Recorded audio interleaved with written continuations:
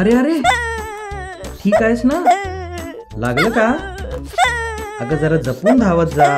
आणि पडलीस कशी काय? काय माहिती, माझा पाय घसरला आणि मी पडले. Bad luck I guess. Luck म्हणजे नशीब. Interesting. आपलं लक, आपलं नशीब आपण स्वतः तयार करतो. म्हणजे असं समजावून सांगणं जरा कठीण आहे. एक गोष्ट सांगतो म्हणजे कळेल. चालेल? गोष्ट.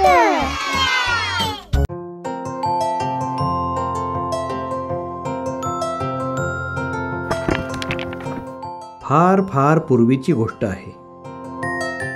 अन्नपूर आणि सोनगड नावाचे 2 साम्राज्य होती.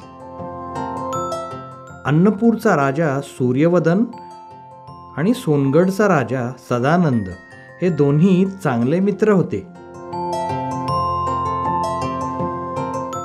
दोन्ही राज्ये आपापल्या नावाप्रमाणेच होती. सोनगड साम्राज्यात सोन्याच्या खाणी होत्या.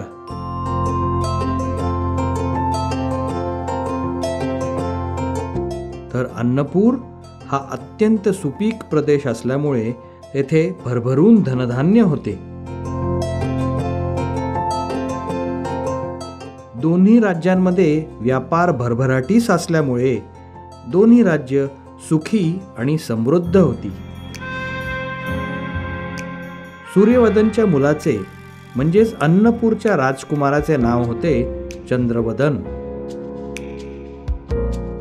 चंद्रवदन खूप शूर, शक्तिशाली, पण तितकाच क्रूर, स्वार्थी, हावरट आणि रागीट स्वभावाचा होता. त्याच्या रागाच्या भीतीने कोणीही त्याला विरोध करायची हिम्मत करत नव्हतं. चंद्रवदनचा डोळा सोनगड साम्राज्यातल्या सोन्याच्या खाणींवर होता. या सोन्याच्या खाणी आपल्याला कशा मिळतील, तो कायम याच विचारात असायचा.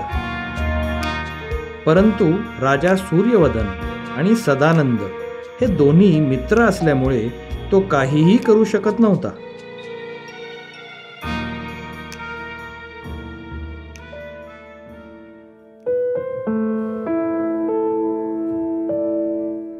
बऱ्याच वर्षानंतर सूर्यवदनचा मृत्यू झाला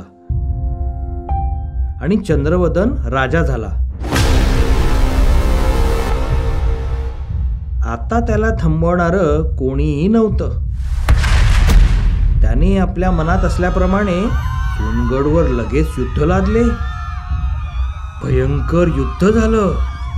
सदानंद व त्याच्या सैन्याने चंद्रवदनच्या सैन्याचा खूप प्रतिकार केला, परंतु अखेर चंद्रवदनच्या सैन्याने विजय मिळवला. सदानंदच्या सैन्याचा पराभव झाला आणि पकडले जाण्याच्या भीतीने सदानंद पळून एका घनदाट जंगलात लपायला गेला.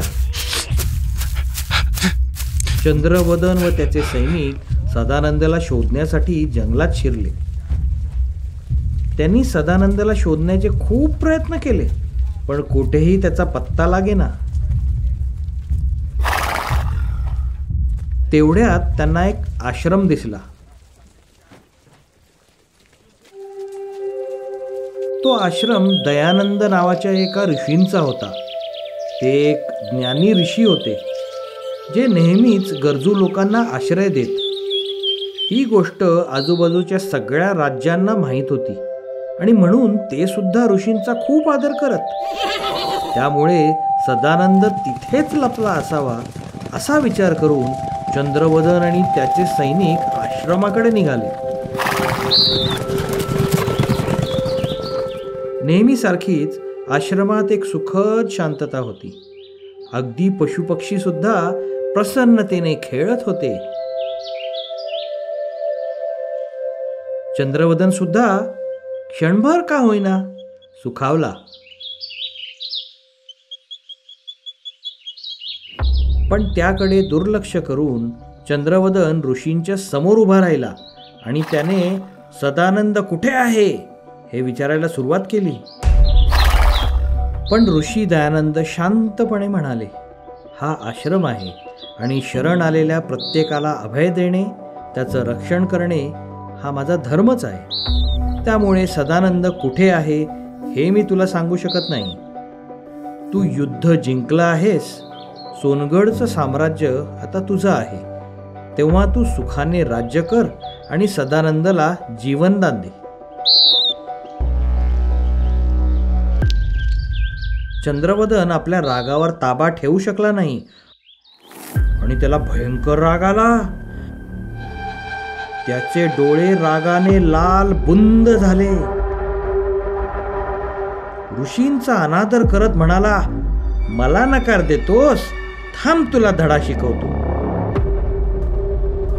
असं म्हणून त्याने ऋषींना कैद करण्याची आणि संपूर्ण आश्रमाचा ध्वंस करण्याची आज्ञा केली.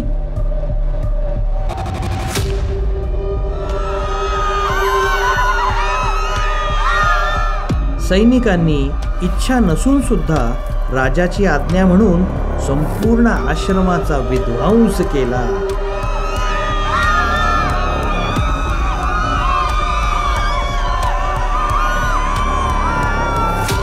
आणि आश्रमातच लपून असलेल्या सदानंदला पकडून चंद्रवदन समोर उभे केले.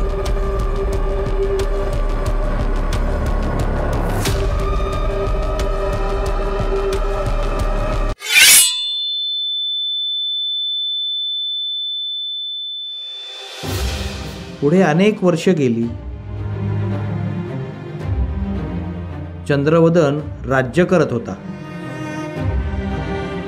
परंतु त्याची क्रूर आणि लोभी प्रवृत्ती मात्र कायम होती.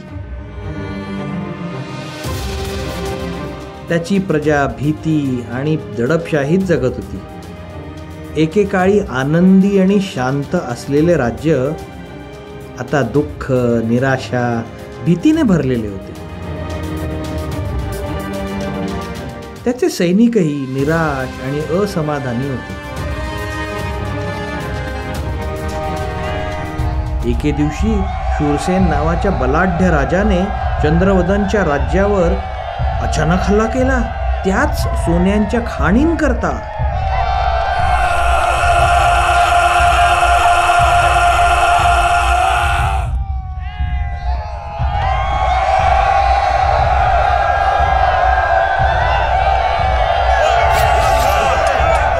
त्यांच्या सैन्यांमध्ये भयंकर युद्ध झाले.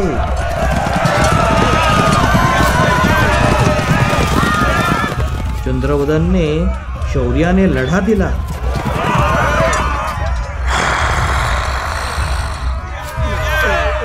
पण शूरसेन आणि त्याचे सैन्य जास्त बलवान निघाले. एका क्रूर आणि लोभी राजासाठी आपण का उगाच लढावं असा विचार करून चंद्रवदनचे सैन्य त्याला सोडून पळून गेले. आता मात्र चंद्रवदन घाबरला आणि स्वतःचा जीव वाचवण्याकरिता जंगलाच्या दिशेने पळाला. त्या घनदाट जंगलातून चंद्रवदन धावत होता. त्याला थाप लागत होती आणि त्याचे हृदय जोरजोराने धडधडत होते. त्याला माहित होते की राजा शूरसेनचे सैनिक त्याचा पाठलाग करत होते आणि आपण पकडले जाईपर्यंत ते काही शांत बसणार नव्हते. तो जंगलाच्या आणखीन आत जात होता. त्याच्या जखमा त्याला प्रचंड वेदना देत होत्या, परंतु धडपडत अडखळत तो पुढे पुढे जातच राहिला. अचानक त्याला ठेच लागली आणि तो जोरात जमिनीवर कोसळला. त्याने स्वतःला सावरून उठण्याचा प्रयत्न केला आणि त्याने समोर जे दृश्य बघितले ते बघून त्याचा भीतीने थरकाप उडाला. ते एका आश्रमाचे भग्न अवशेष होते.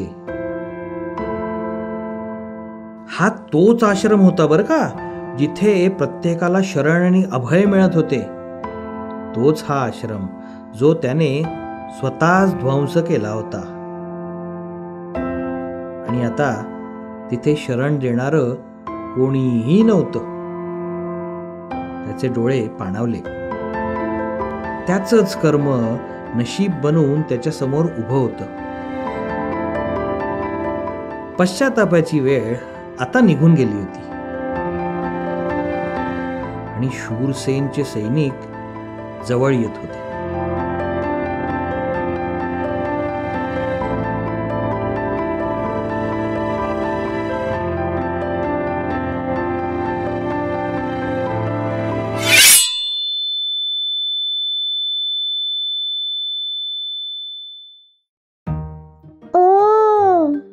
तर मग आता मला सांगा, चंद्रवदनला शरण देण्याकरिता जंगलामध्ये ना आश्रम होता ना कोणी होतं. हे त्याचं नशीब होतं की कर्म? नशीब? नाही, कर्म? नाही, नशीब नाही माहिती. तुम्ही सांगा ना प्लीज. नशीब आणि कर्म दोन्ही उत्तर बरोबर आहेत. ते कसं काय? हे बघा, आपण जे काही कर्म करतो त्याचं काही ना काहीतरी बरं वाईट फळ मिळतंच, हे तुम्हाला माहित आहेच, बरोबर? हे तर मला ठाऊकच आहे. तर मग या कर्माचं फळ प्रत्येक वेळी लगेचच मिळतं असं नाही. मग शेकडो वर्षांपूर्वी आपल्या भारतात आदिगुरु शंकराचार्य नावाचे एक महापंडित होऊन गेले, जे हिंदू धर्मातील सर्वोच्च आचार्य मानले जातात. त्यांनी सांगितल्यानुसार प्रत्येक कर्माच्या 3 अवस्था म्हणजे 3 स्टेजेस असतात. जेव्हा आपण कर्म करत असतो, चांगली असो किंवा वाईट, तेव्हा ते असतं क्रियमाण कर्म. अशी अनेक क्रियमाण कर्म जमा होत जातात, तेव्हा त्यांना म्हणतात संचित कर्म, म्हणजे जमा झालेलं कर्म. अच्छा. आणि काही काळानंतर याच संचित कर्माची आपल्याला फळं मिळायला सुरुवात होते. ज्या संचित कर्माची फळं आपल्याला वर्तमान काळात मिळत आहेत त्याला म्हणतात प्रारब्ध कर्म. आणि ही प्रारब्ध कर्म म्हणजेच आपलं नशीब, दैव किंवा तुम्ही म्हणता तसं लक. हे प्रारब्ध, नशीब, दैव, लक कोणीही बदलू शकत नाही, चेंज करू शकत नाही. हा, मात्र तुम्ही तुमचं नशीब बनवू नक्कीच शकता. खरं पाहता तुम्ही प्रत्येक कर्म करताना तुमचं स्वतःचं नशीब स्वतःच लिहित असता. चांगलं कर्म केलं तर चांगलं फळ मिळणार आणि आपण लकी होणार, आणि वाईट कर्म केलं तर वाईट फळ मिळणार आणि आपण अनलकी बनणार. बरोबर? बरोबर. पण आजोबा, मी असं काय केलं की माझा पाय घसरून मी पडले?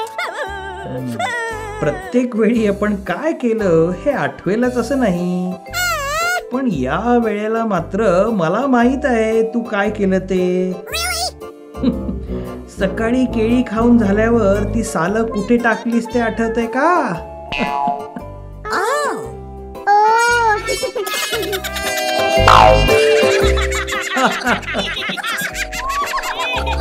नमस्कार. अशाच नवनवीन मनोरंजक आणि माहितीपूर्ण व्हिडिओज करता आपल्या चॅनल इझी प्लॅनेटला अवश्य सबस्क्राईब करा. आणि हो, अपडेट्स करता बेल आयकॉन प्रेस करायला विसरू नका.